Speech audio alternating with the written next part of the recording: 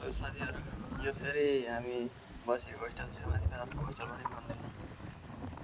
यहाँ चाहिँ पहिलादेखि नि हामी आएदेखि नि यत्तिकै थियो यो चाहिँ होइन, यतापट्टि चाहिँ यता दुईतिरै यस्तै उस्तै थियो।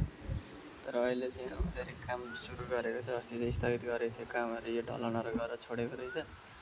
लगभग 4-5 महिना भयो हामी अब यहाँ आउनु लागेको, फेरि त बनाउँदै छ।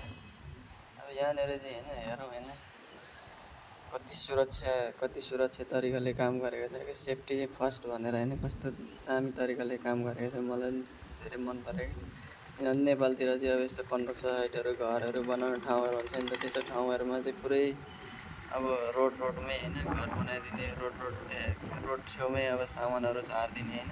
एउटा घर बनाउनु लागेको छ भने रोड छेउछाउमै घर सामानहरू झारेर पुरै रोडै ब्लकहरू गर्ने यस्तो हुन्छ नि त होइन। अब त्यहाँ त सबै जान सकिन्छ, त्यहाँ त यस्तो बारहरू लागेको हुँदैन होइन। अब कति त्यस्तोमा गएर यस्तो फलामहरू गाडीहरू दुर्घटना हुने सम्भावना धेरै हुन्छ नि। तर यहाँ चाहिँ अब पुरै सेफ्टीका साथ के अस्तिसम्म चाहिँ यो वरिपरि मात्रै लगाएको थियो, यो घरको यो यता यो भित्रदेखि वरिपरि मात्रै लगाएको थियो।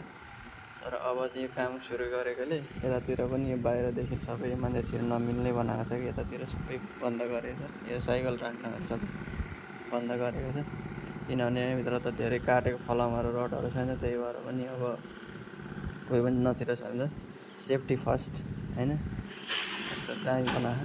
त्यहाँ पहिला हामी भलिबलहरू खेल्थ्यौँ, त्यो पनि अहिले अब खेल्न नमिल्ने भयो। भलिबल ब्याडमिन्टनको ग्राउन्डहरू थियो, त्यो अब यो बन्न सुरु गरेकोले गर्दाखेरि नहुने भएको छ। उतापट्टि चाहिँ हिँड्दैन सुरु गरेको यस्तै थियो ठाउँ, तर उतापट्टि पिलरहरू उठाइसकेको रहेछ क्या।